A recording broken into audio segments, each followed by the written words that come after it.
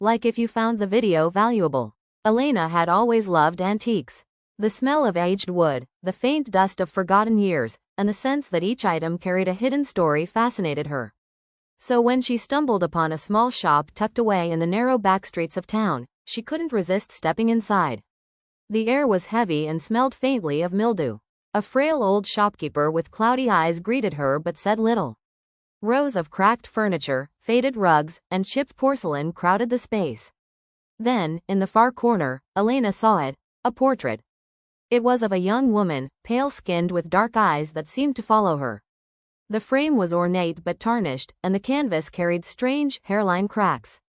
Despite an uneasy feeling in her stomach, Elena bought it. That night, she hung the portrait in her living room. As she stepped back to admire it, she felt a chill. The woman's painted lips seemed to curve, just slightly, into a smirk. Shaking off the thought, Elena went to bed. At 2:13 a.m., a noise woke her. A soft creak, like footsteps on old wood. She sat up, heart hammering. From her bedroom doorway, the faint outline of a shadow moved toward the living room.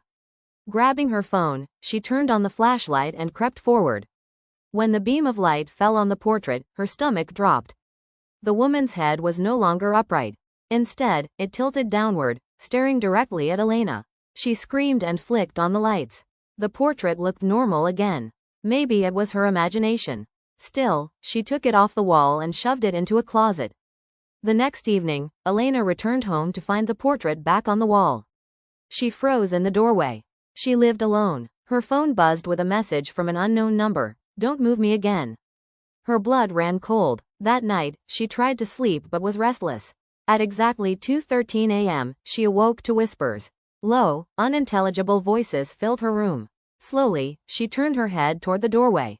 The portrait was there, not on the wall, not in the closet, but standing upright against the doorframe, the woman's eyes glowing faintly in the dark. Elena couldn't breathe. The painted woman's mouth moved.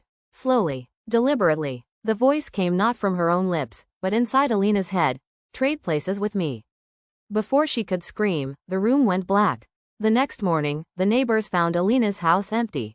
Only the portrait remained. But now, the woman in the painting looked different, her features sharper, her eyes terrified.